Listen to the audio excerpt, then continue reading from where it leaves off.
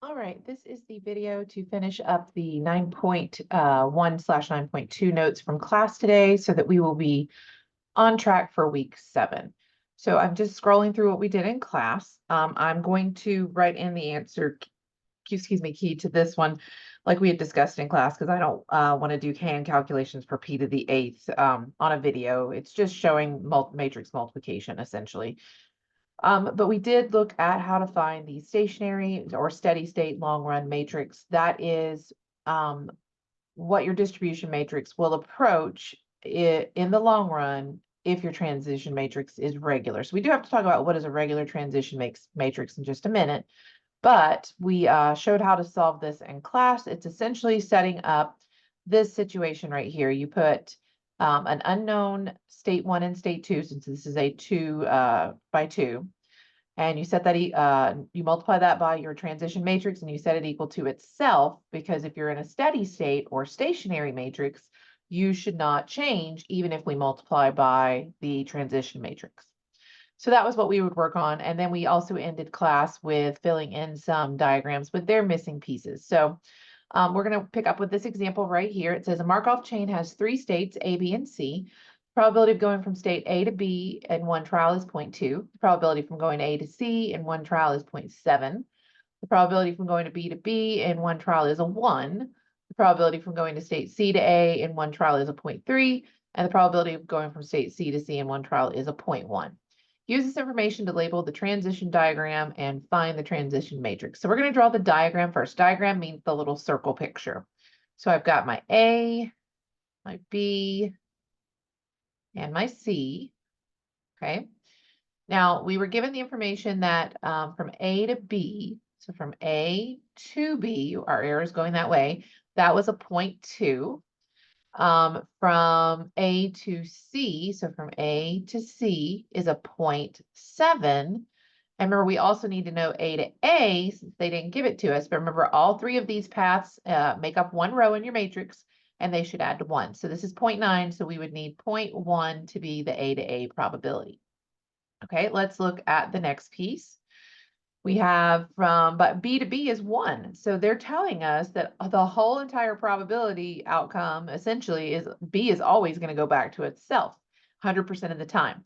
Now, if you want to draw the arrows for this, you would just put 0 probability on B to any other option, because the whole probability has to add to 1 and it already is 1. So that'll help us when we make our matrix in just a minute. And then for the last part, we learned that from C to A, so from C to A is a 0.3. And from C to C is a 0.1. So we just draw a little loop. So from C to B, that's the unknown one. This is adding up to 0.4, 0.3 plus 0.1. So this has to be 0.6 to make that row add to 1. Now we're going to put this into the transition matrix P. We always call our transition matrix, and we're going to label it ABC to ABC. And we draw our matrix. And you just pull your information off and put it in here from, so you always do your row is from, your column is to. So from A to A is 0.1. From A to B is 0.2. From A to C is 0.7. I'm just pulling that information off of my drawing or from the word problem. B to B was 1, so everything else in that row has to be a 0. And then from C to A is 0.3, C to B is 0.6, and C to C is 0.1. So there's my transition matrix. Okay. This next one says, given the transition matrix P is 0.9, 0.1 over 0.5, 0.5. So row 1 and row 2, notice they both add to 1. And the initial state matrix is S sub 0 is 0.6, 0.4. Find P to the 4th and use it to find S sub 4. So if you're going to do P to the 4th, you can do it really quickly, because P times P will give you P squared, and P squared times P squared gives you P to the 4th. So we just need to do 2 separate matrix multiplications for that. So 0.9, 0.1, 0.5, 0.5. And we're going to times itself to make it squared. And remember, we learned in class that especially if it's a 2 by 2, you really only have to do row 1 times column 1 to get the whole of row 1 up here, because it's got to add to 1. And then we can do row 2 times column 1 to get the first entry in the bottom. And again, both entries have to add to 1. So remember, a 2 by 2 matrix, when you multiply those together, you get a 2 by 2 answer. Okay, those are those outer dimensions. So if we work out, I'm just going to write a little note on what I get for this. This is 0.9 times 0.9, because it's row 1 times column 1, plus 0.1 times 0.5. That'll give me that first entry. To get my entry on the bottom part, I'm going to do row 2 times both of those. So 0.5 times 0.9 plus 0.5 times 0.5. Okay, so I'm going to get my calculator and do a full screen share. Let's get the calculator out. And we do 0.9 times 0.9 plus 0.1 times 0.5. That gives me a 0.86 for this first entry. And I'm just going to subtract 1. I know my answer should be positive, but that'll be 0.14 for the row 1 completion. So remember, it has to add to 1. And then we're going to do the second row, first element. So that was the 0.5 times 0.9 plus the 0.5 times 0.5. And that's going to equal 0.7. So its opposite or counterpart would be 0.3, because again, it has to add to 1. So this is p squared. So to get p to the 4th, we're going to do the p squared times p squared. Because p squared times p squared, when you multiply two bases that are the same, we add their exponents. So this is 0.86 times 0.14, or not times, sorry, 0.7 and 0.3. Those are our elements. And then we write that same matrix again, because that's another p squared. Now we'll do the matrix multiplication. So it's the same situation as before. It's 2 by 2 times a 2 by 2. This time, though, we're doing, remember, row 1 times column 1. The numbers are slightly different. We've got a 0.86 times a 0.86 plus a 0.14 times a 0.7. Row 1 times column 1. For the first element down here, we're going to do row 2 times column 1. So that's 0.7 times 0.86 plus 0.3 times 0.7. And then once you have those two first elements, since it's a 2 by 2, we'll be able to subtract from 1 to find the other element in each row. So 0.86 times 0.86 plus 0.14 times 0.7. That's going to be 0.8376. And normally we would go to 4 decimal places, so we're going to leave it like that since it is 4 decimal places. I, again, just usually go ahead and subtract 1 from this. This just gives me the same answer I would get if I subtracted 1 minus 0.8376. It just gives me the wrong sign. All of these, remember, are probabilities, so they should be positive. Okay, so that adds to 1. And then we do the bottom, so 0.7 times 0.86 plus 0.3 times 0.7. That's going to be 0.812. And then we subtract from 1 to get the other part is 0.188. So notice both rows add to a probability of 100% for those possibilities. And then this is just our P4. So this is the first part. We found P4. Okay, so there's P4. Now we're going to use that to find S4. S4, if you use the method of raising P to a power, you find it by doing the initial distribution times the correct power of P. Okay, so our initial distribution is this 0.6.4, and we're multiplying it times this, because remember, this is the probability of those transitions 4 years in the future, or 4 timestamps, whatever they're measuring time by. So 0.8376, 0.1624, just bringing this over, 0.812, 0.188. Okay, we multiply this together, we're doing row by column. And again, this is a 1 by 2, this is a 2 by 2. So inner dimensions have to match, and the outer dimensions are the answer. So this is going to be a 1 row, 2 columns. Okay. So I'm just going to do the math on my calculator for that first row times column.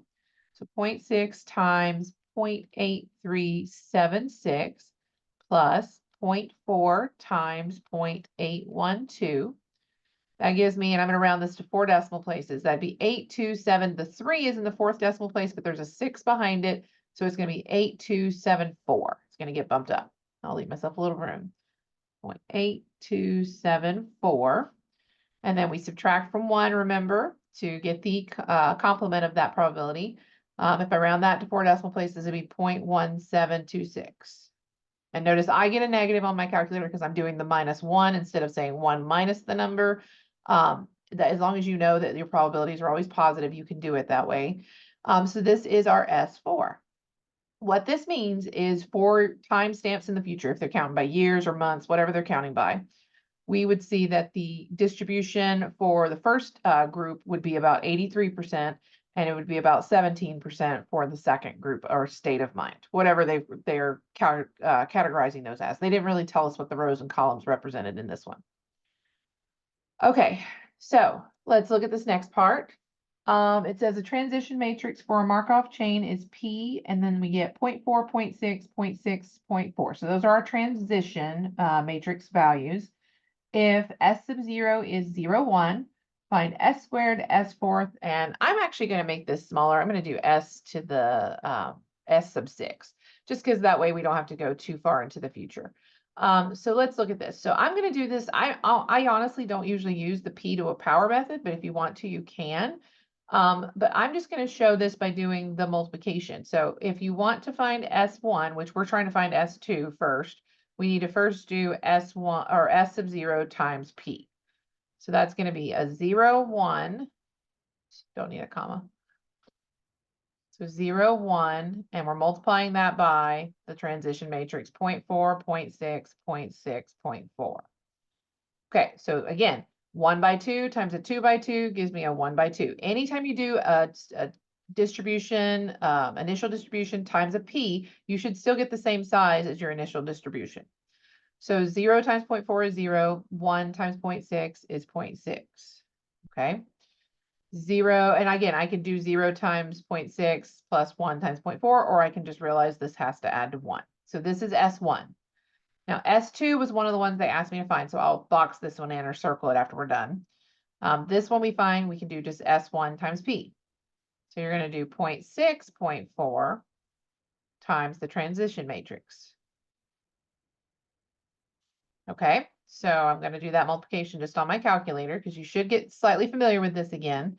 0.6 times 0.4, because we're doing row by column, plus 0.4 times 0.6. That gives me a 0.48 for that first part. We say 1 minus that or subtract 1 from it just to get the opposite. It'd be 0.52. So there's state 2. So that was one of the ones they asked me to find. So this is S2. Now to get to S4, I'm going to go ahead and just find the S3. I'm just going to go in order so you can see how this is changing because it'll actually help you see the steady state that we're approaching. So this would be S2 times P. So 0.48, 0.52 times the transition matrix, 0.4, 0.6, 0.6, 0.4. Okay, so I'm doing 0.48 times 0.4 plus 0.52 times 0.6. I get 0.504 for that first element. So 0.504. If I subtract from 1 or subtract 1 to get the opposite is 0.496. Oops. Writing and talking sometimes a little hard. So 0.496.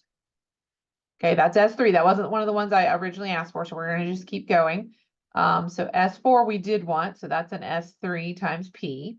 So we take our 0.504, 0.496. We're timesing this by that transition matrix to move another state into the future or timestamp into the future. So this is going to be, again, a 1 by 2. Notice the decimals start getting longer because we have longer ones that we're multiplying together. So 0.504 times 0.4. Oops, need a point in front of that 4. Plus 0.496 times the 0.6 in that column. That is 0.4992. Subtract from 1. We get 0.5008. Okay, so this is one of the ones they did want us. So if you're doing this in my math lab, you'd probably be typing this one in. So we're going to go 2 more rounds to get to S6, but I'm already kind of seeing it. Looks like we're just flip-flopping kind of back and forth between almost 50%, 50%. We're moving closer and closer to them both being almost 50%. So let's do S5, which is S4 times P. So 0.4992, 0.5008, that's our first matrix. And then times the transition matrix, which is the probability of changes occurring. And notice that this one's going to get even a little bit longer because our first part has 4 decimal places per part. So 0.4992 times 0.4 plus 0.5008 times 0.6. And we get 0.5002 if we round that. So because we usually are asked to round these to 2 decimal places. Now, I'm not going to do -1 on this. I'm actually going to type it in because I rounded it. So 0.1 minus 0.5002. That'd be 0.4998. Again, looks like we're just kind of flip-flopping between which one's kind of right at 50, a little bit over, and which one's right under it, but we are closing the gap. These were both like 0.0008 away from 50. Now we're only like 0.0002 away from 50. So S6 is going to be my last round because I'm pretty sure this is headed towards a steady state of 50% for each one. So we take 0.5002, 0.4998, times that by our transition matrix. And let's see what we get for this last part. So 0.5002 times the 0.4 plus 0.4998 times the 0.6. And notice I get, this is going to round to 50 because you have 4 decimal places as a 9, but the 6 bumps it up to a 10, which makes you carry a 1, which bumps that up to a 10. So you get a 0 here, carry the 1, bump this up to a 10, put the 0 here, and you carry the 1 and you get a 5. So that ends up being 0.5000, which means that is also this. So we could keep going with this forever, you know, like you could just keep going, but we're noticing it's pretty much evened out. So I'm going to say that our stationary matrix is a half, or you could write 0.5, 0.5. Whether you want to write it as decimals or fractions, you just have to look and see what MyMathLab wants you to do. If we want to stick with the kind of format that they had it in, we'll keep it in decimal form.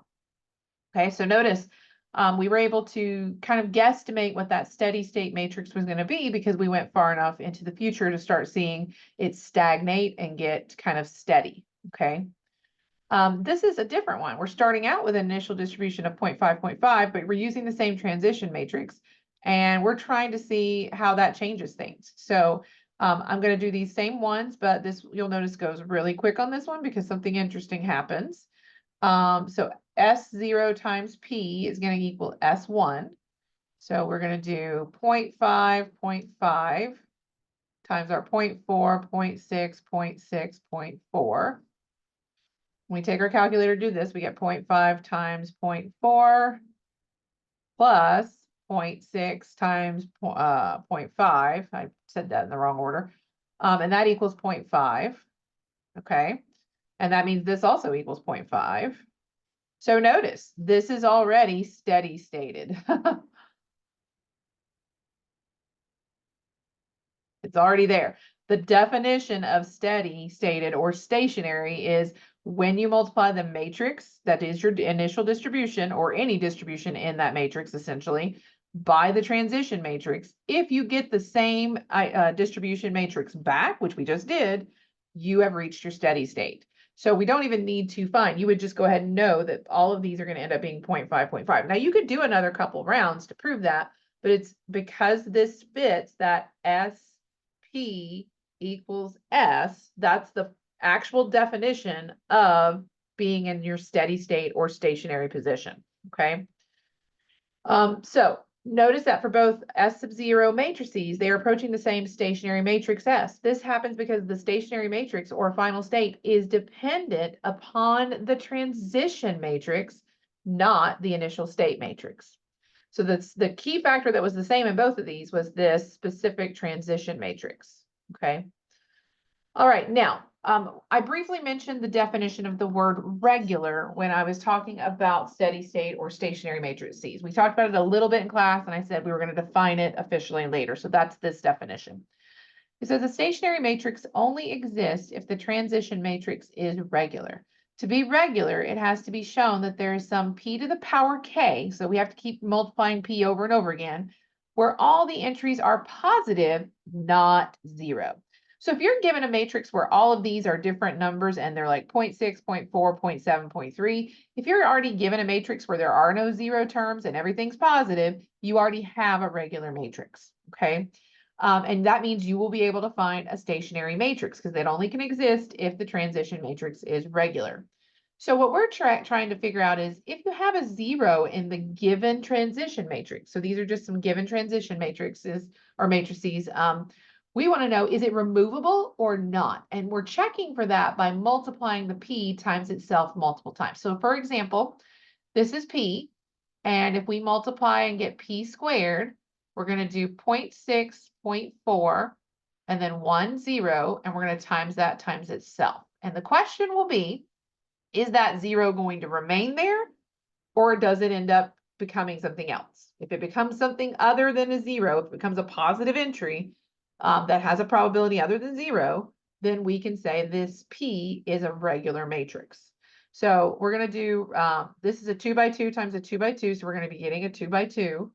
So we're going to do 0.6 times the 0.6. We're doing row 1 by column 1. And then plus 0.4 times 1, because that's the probability in that bottom part of that column. That gives me a 0.76 for my first entry.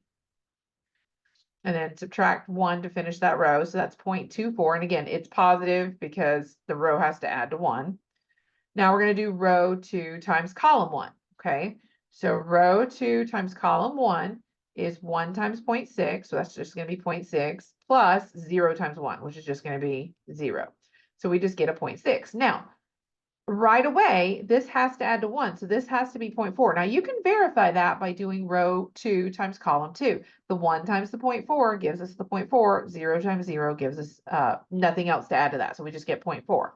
So notice there are, this 0 right here is removable once we did P squared.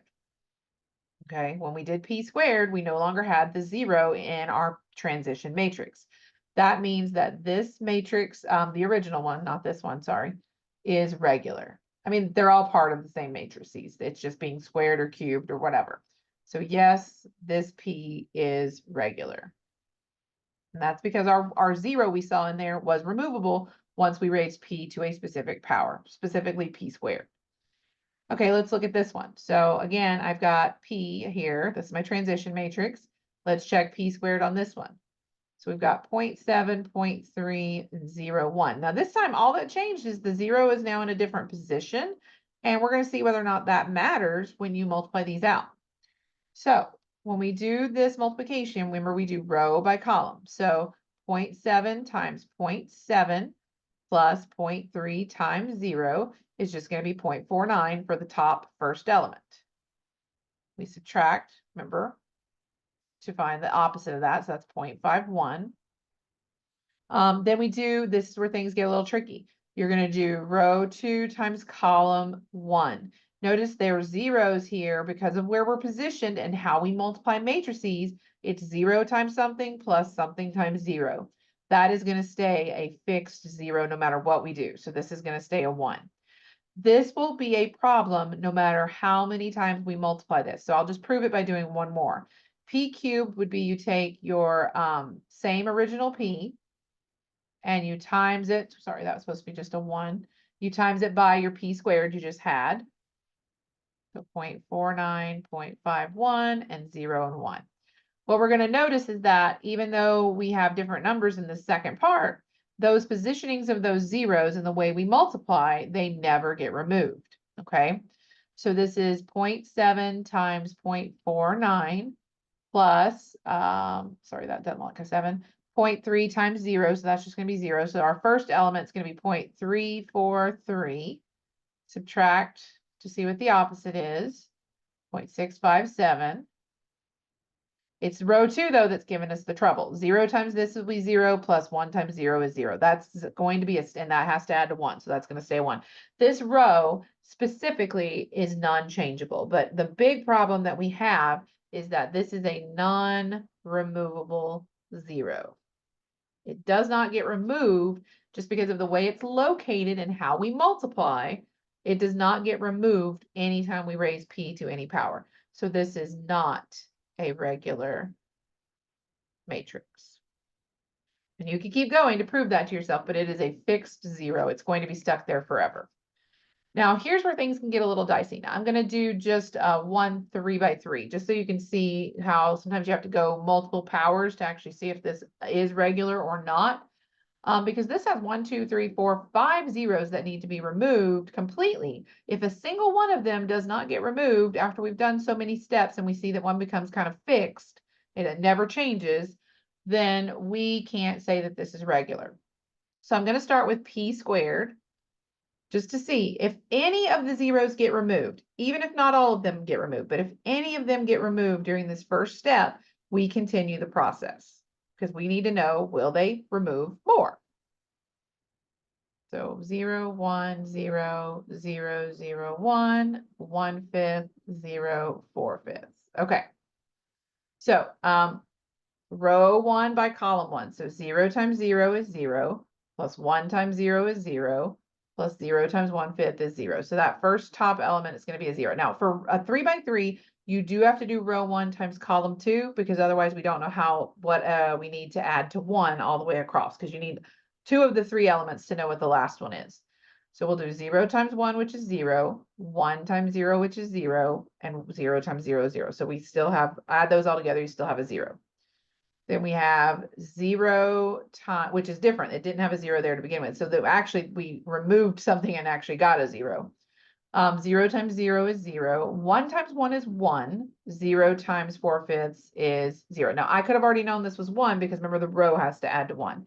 So what happened in the first row is actually, if you notice, it became the second row. And there's going to be a neat pattern with that on this specific one. It has to do with the fact that we've kind of got like a little diagonal of ones there, but I digress. You don't have to know that to know how to do the multiplication. Now we're going to do row 2 times the columns. So row 2 is 0 times 0 plus 0 times 0 plus 1 times 1/5. So we're going to get a 1/5 here. Okay. 0 times 1 is 0. 0 times 0 is 0. 1 times 0 is 0. So we're going to get a 0 here.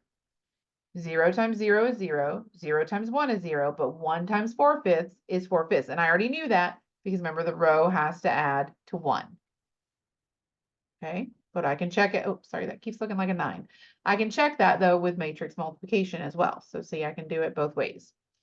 Now we do row 3 times everything across the columns. So 1/5 times 0 is 0. 0 times 0 is 0. 4/5 times 1/5. Notice this one is 2 elements that don't have 0.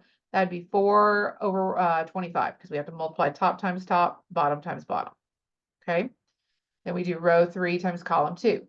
1/5 times 1, 0 times 0, 4/5 times 0. So we're just going to get that 1/5 in the middle. And then we have 1/5 times 0, 0 times 1, and then we have 4/5 times 4/5. So that's going to be 16 over 25. And again, if you did in your calculator, 1 minus a 4 over 25, and then minus a 1/5, you typed in your fractions and did subtraction, you would come up with this fraction on that. Okay. But notice we had 1, 2, 3, 4, 5 zeros. 1, 2, 3 of them are removed, but we added in a new guy. So we need to keep going. So we at least know some of them got removed. So we're not sure yet if this is regular or not. So now to get p cubed, remember you do the original transition matrix times the p squared matrix, which is the one we just came up with. So now if nothing changes on this route, like if we don't get rid of any zeros, if they stay exactly where they're at, those 3 locations, then we would assume then that this is not going to work. I always recommend going one more round just to prove that to yourself, just to truly verify that they're not moving. And then you can state not regular. Okay, but let's see if they do go away or get removed. So we're doing row 1 times column 1 on this new part. So this is 0 times 0, 1 times 1/5, and then 0 times 4/25. So we're going to get a 1/5 on our first location. So notice a 0 got removed. Then we do row 1 times column 2, 0 times 0, 1 times 0, 0 times 1/5. So we are still having a 0 there. 0 times 1, 1 times 4/5, 0 times 16/25. So if we add all those together, the only one that gave us a value was the 4/5. Notice again, a row just moved up. It's kind of interesting on this one. Okay. Then we have row 2 times everything. So 0 times 0, 0 times 1/5, 1 times 4 over 25. So we're just going to get a 4 over 25. 0 times 0, 0 times 0, 1 times 1/5. Okay, so notice 2 more of my zeros are gone. So I'm just down to this one right now as of what I'm looking at. 0 times 1 is 0, 0 times 4/5 is 0, 1 times 16 over 25 is just 16 over 25. And again, I could have found that without doing the multiplication because the row has to add to 1. And then we have row 3 times everything. So 1/5 times 0 is 0, 0 times 1/5 is 0. Be careful with this one. These are both numbers. So 4 times 4 is 16. 5 times 25 is 125.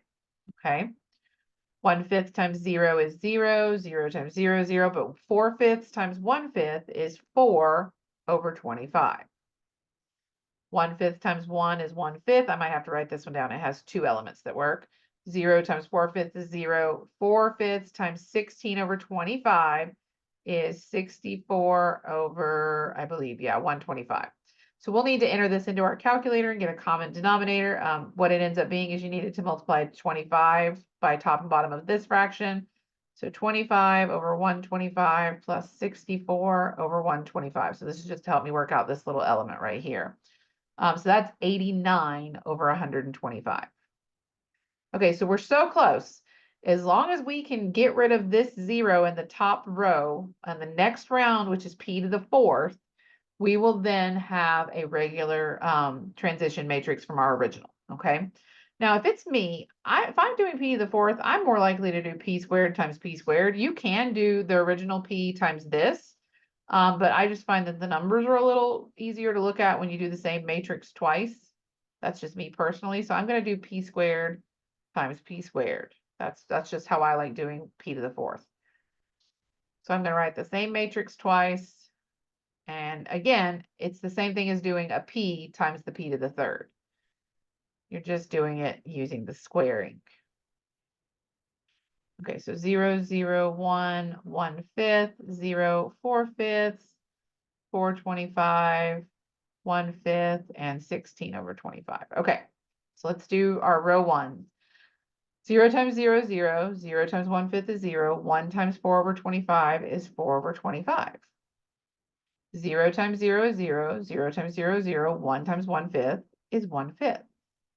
0 times 1 is 0, 0 times 4/5 is 0, 1 times 16 over 25 is 16 over 25. So we've gotten rid of that 0. Now you can't stop here. You do have to verify no new zeros appear in any of the other rows. But as long as this all stays numbers, we are good and we will have a regular matrix that we started with. So this is 1/5 times 0 is 0, 0 times 1/5 is 0, but then we get these two numbers. So that's 16 over 125 when we multiply top times top and bottom times bottom.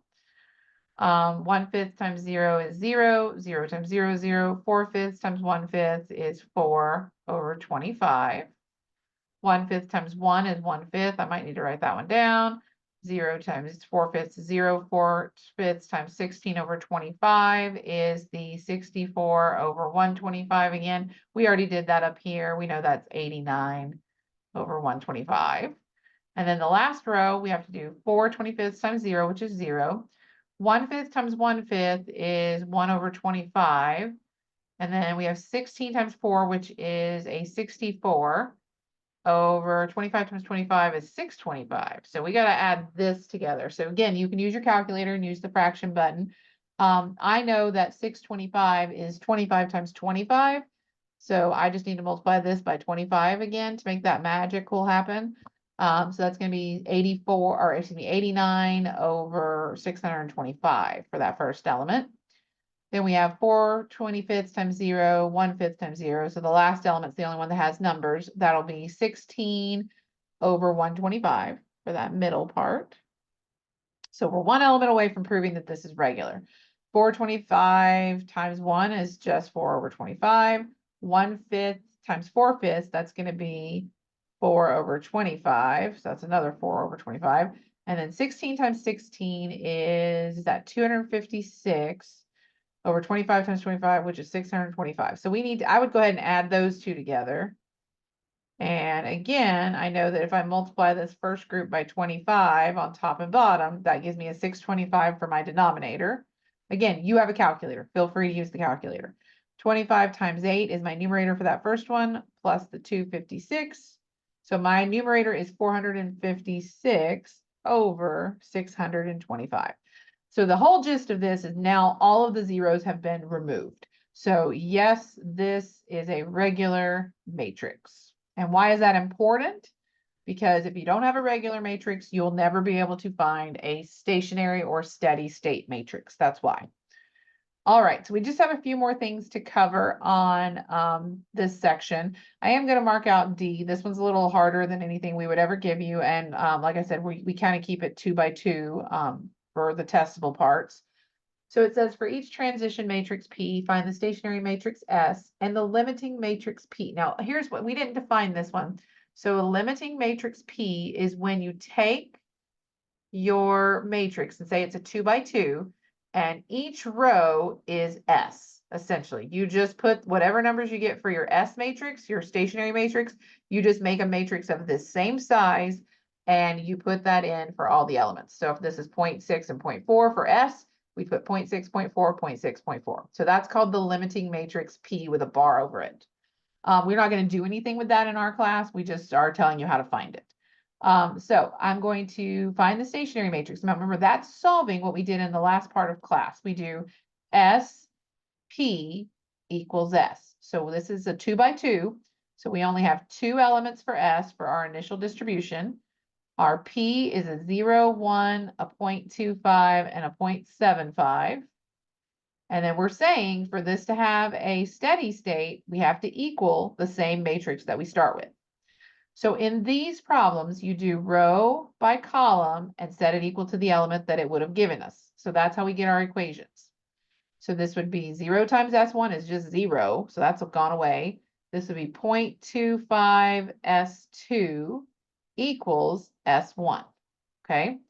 For the second one, we would do row 1 times column 2 equals this. So again, the second equation we can get from this setup is 1S1, so that would just be S1 plus 0.75 S2 equals the S2 element. Now, before we can use either one of these, because we can only usually use one of them when you're doing a 2 by 2, you have to get both of them set equal to 0. So we're going to subtract over the 1 S1 on this one, and that equals 0. We're going to subtract over this 1 S2, and that's also going to equal that 0.25, but this time it's going to be negative. So remember what we talked about in class. We said you can't add these two together because they will just cancel each other out and you won't ever find your S1 or S2.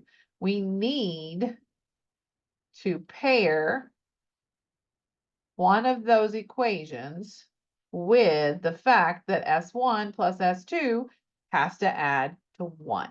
That's that probability fact that we have.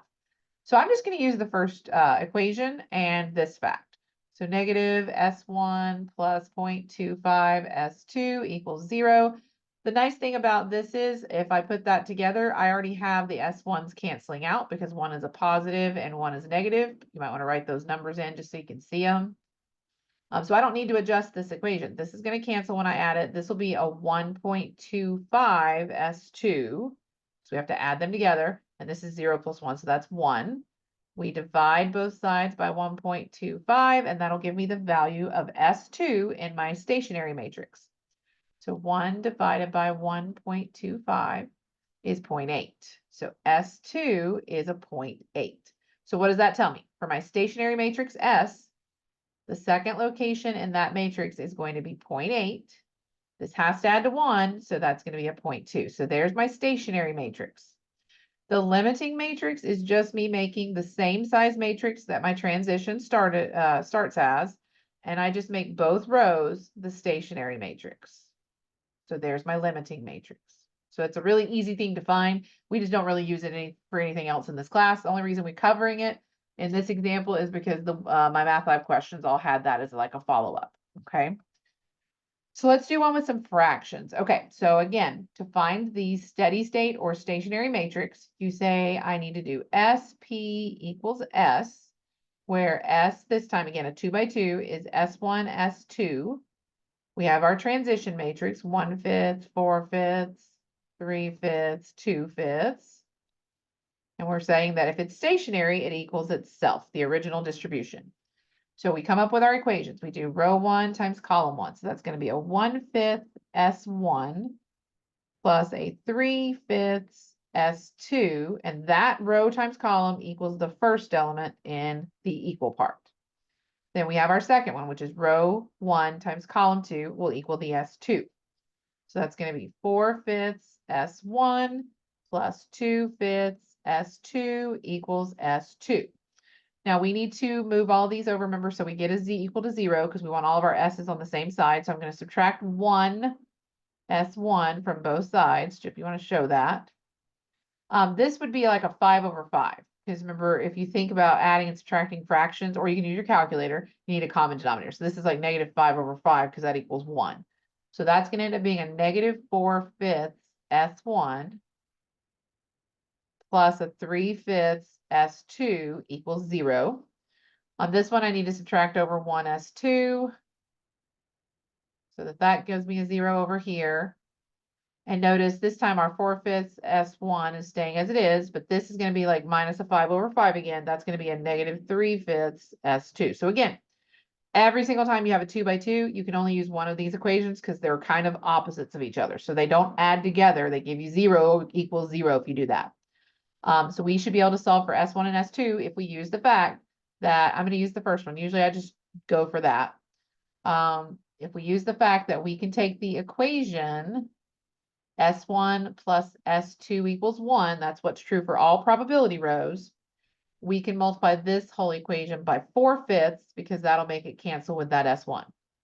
I'm going to do that right here below, and then I'll add my equations together and solve for S2. So when you multiply this equation by anything, everything becomes that number. So 4/5 S1 plus 4/5 S2, and this is also a 1, so 4/5. So that's going to be 7/5 S2 equals 4/5. And then to get rid of a fraction, you divide by it, or we think of it as multiplying by the reciprocal. So that gets rid of that and leaves me with just S2. That is going to be, the 5's can cancel. That's going to be 4/7. So that means my stationary matrix for this one has a 4/7 in the second spot, the S2 spot. This has to add to 1, so that means the first spot is a 3/7. So there's my S, my stationary matrix. My P bar is I just take that row and I make it the same size as this. This was a 2 by 2, and I use that row twice. So 3/7, 4/7, 3/7, 4/7. That's called the limiting matrix. Okay, and if you were going further into Markov chains, you would learn how to use that for other things. But we just want to make sure we know how to write it out. Okay, so that leads me to the only 3 by 3 one that I wanted to keep in here, just because I wanted you to at least see why there's a little extra work on a 3 by 3. So if you're doing a 3 by 3, you'd have 3 S's because you have to have as many elements in your row as you do in your column when you do your multiplication. So we're going to have 3 separate equations when we multiply all this out. Now, luckily for us, this is that matrix we were looking at a minute ago. We know it's regular, so there should be a steady state matrix or a stationary matrix. But we have to figure out what that is. Now, the good thing is, and whether you think it's good or bad, a lot of zeros means a lot of things are going to cancel out when we write our equations. So this first row times this column equals the first element. So S1 times 0 is just 0. S2 times 0 is just 0. So we just get a 1/5 S3 equals S1. So that's my first equation. Then I do row 1 times column 2. So S1 times 1 is S1. S2 times 0 is 0. S3 times 0 is 0. And this one equals the S2, the second element.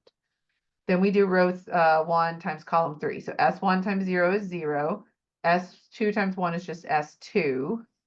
S3 times 4/5 is a 4/5 S3. And then we have that equal to S3. Okay, so notice this is different because there are 3 separate equations. Plus, we also have the fact, remember, that S1 plus S2 plus S3 should equal to 1 because that's the row. That's our probabilities. Probability row always equals 1. So what I would do is just rewrite all these equal to 0 first, just to see what I have. So I'm going to subtract over the S1, and I still have that 1/5 S3rd, and then that equals 0. I'd subtract over the S2, so I'd have S1 minus S2 equals 0. Subtract over this S3, so that's going to be -1. I already have an S3 on that side, so I have to be careful. So this one will be S2 minus, that'd be 5/5, so that'd be a negative 1/5 S3 equal to 0. Now, what I want you to note is that we have 3 different equations. They're not all like opposites of each other like we had up here. And we need to be able to somehow solve for one of the variables. Doesn't matter which one, we just need to be able to solve for them. So what we end up doing with the 3x3 is we end up doing kind of a little side elimination by addition we pair these off. So I'm going to put these two together because I can get rid of that S1. It's already set up as opposites. So let's just see what that gives us. Now I will put a space in here. This one had 0 S2s, just so we can line stuff up, and then a +1, 5 S3. So this is just a placeholder to remind us that S2 did not exist in this equation, but it does in this one. So I'm going to kind of line them up.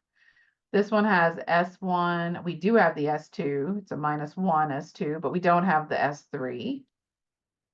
Okay, so if we add these two equations together, this cancels. This is negative S2 because it's still -1. This is 1/5 S3, and that equals 0. Okay, so what you'll notice now is when you combined these two together, you see that this and the third equation we came up with are opposites of each other. Aha, so we do see some things happening there. So we can't really use these two together, but we can put this one up with our piece up here and see what we can do there. So, and another thing you can do is you can pair the second and third one together if you wanted to and get rid of the S2. So I can show you that as well if we need to, but let's just see what we get when we put this up here. So this would be, we have 0 S1, so it'd be just negative S2 plus a 1/5 S3 equals 0. Notice this is already set up. If I add these together, I will get rid of my S2. So that gives me an S1. Now this is a +1, so that's 5/5 plus a 1/5. That's a 6/5 S3 equal to 0. Now why this is helpful is you can kind of backtrack and notice that this equation right here and this one have the same two variables, and the S1s are already set up to cancel. So I'm going to try and combine these two equations together after I did this, because I kind of had to figure out a way to get rid of something out of this big equation, the one that had all 3. I'm going to set these two as a group and see if we can solve for S3, because once we get one answer, we can back substitute to get all the other ones. So I've got negative S1 plus 1/5 S3 equals 0, and I'm going to put that with, oh, sorry, this was supposed to be equal to 1. That was my bad. Talking and adding really quick. So that's 1 plus 0 is still 1. And then I'm going to put that together with this one. Equals 1. This cancels. That would be 7/5 S3 equals 1. Multiply both sides by the reciprocal. That gives me S3 is 5/7. Okay, so I know in my stationary matrix, I have a 5/7 in that last spot, the S3 spot. Now, if it was me, I would go ahead and get maybe the S2 next. So S2 is equal, I'm using back substitution, so this is where I'm plugging back in. So back substitute. Negative 1/5 times the 5/7 equal to 0. The 5s are going to cancel, so that's just a -1/7 equals 0. So S2 is 1/7. We move it over. Now notice this guy right here, this already adds to 6/7, so that means this one is also 1/7. Okay, so that is my stationary matrix. If I wanted to write the P bar, I'll just write it right here. You just repeat, it's a 3x3, and you repeat that row 3 times. And that's all you do.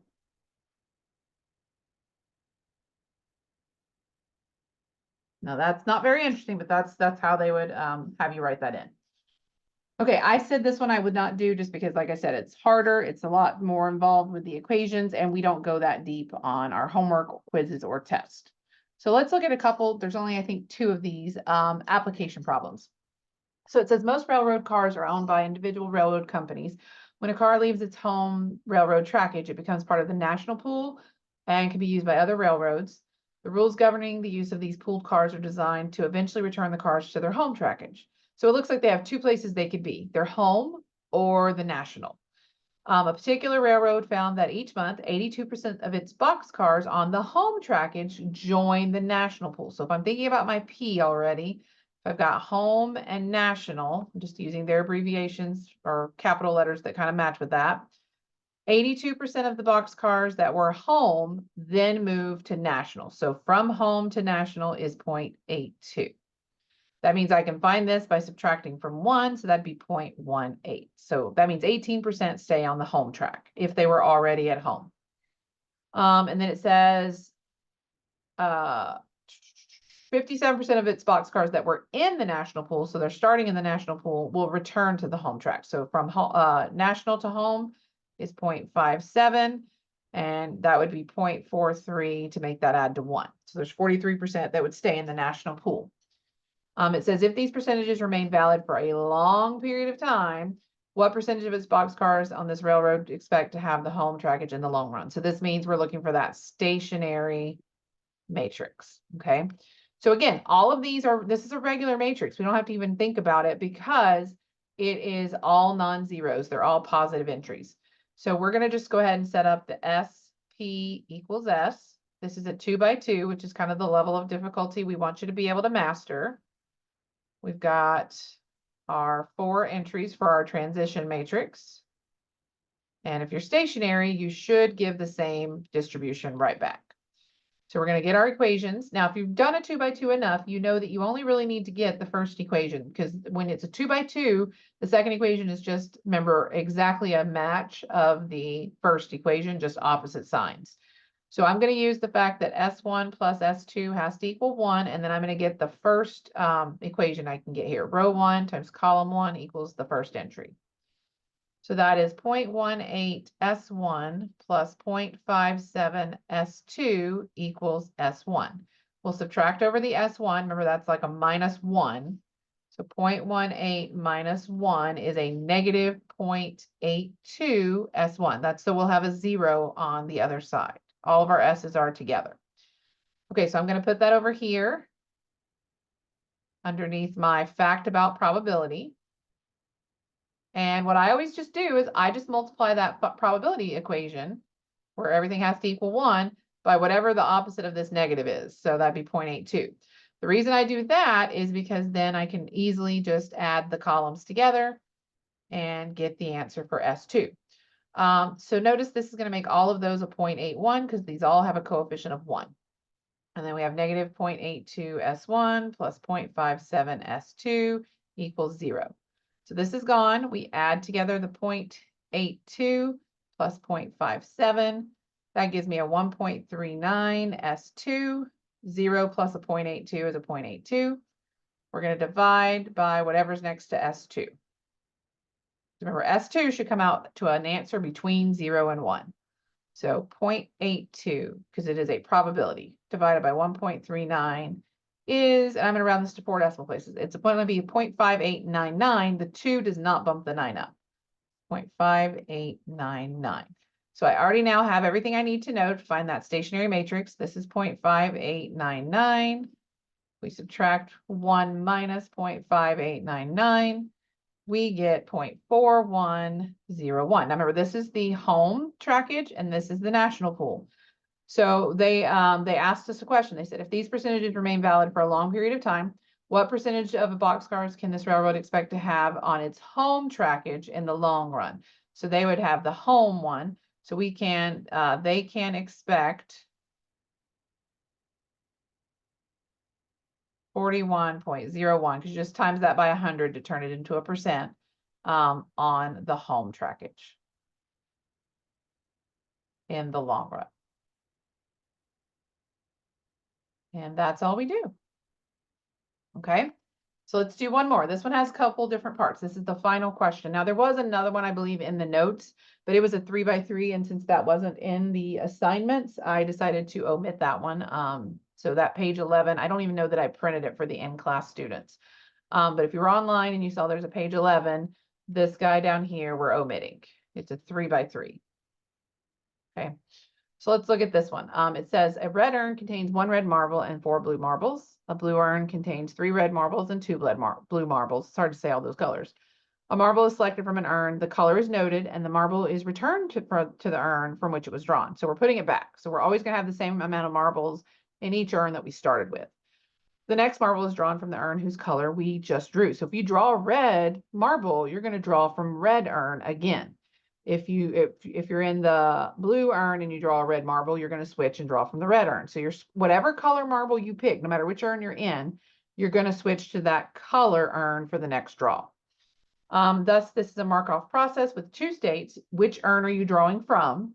And it is whether we're drawing from red urn or blue urn. So we're going to draw the transition diagram. Remember, diagram means the circles. So we have two different possible urns that we could be drawing from. We have a red one and we have a blue one. Okay. Now, the red one can either go back to itself or it can go to blue. The blue one can either go back to itself or it can go to red. The problem is, to get the probabilities for each of these, you have to think about the number of marbles in the specific red urn. So if you draw from the red urn, there's only a 1 out of 5 chance that you can draw red, which means that would mean you draw from the red urn again, because whatever marble color you draw, your next draw will come from that colored urn. So there's a 1 out of 5 chance I will draw from the red urn again, because there's only one red marble inside of it. That means there's 4 blues, so there's a 4 out of 5 chance I will draw from blue urn next. If I'm in the blue urn, there are 3 red marbles. And there's 2 blues, so there's 5 again. So there's a 3 out of 5 chance I will switch and draw to red because I drew a red, and a 2 out of 5 chance I'll draw a blue, which means I stay in the same urn. So there's my transition diagram. My transition matrix is the writing P equals and writing out the information. So we have red, blue, and saying red to red is a 1/5 chance. Red to blue is a 4/5 chance. From blue to blue is a 2/5 chance. And from blue to red is a 3/5 chance. Okay, so we got A, we got B. Part C, find the stationary matrix and use it to describe the long-term behavior of this process. Okay, so we're doing our C is the SP equals S.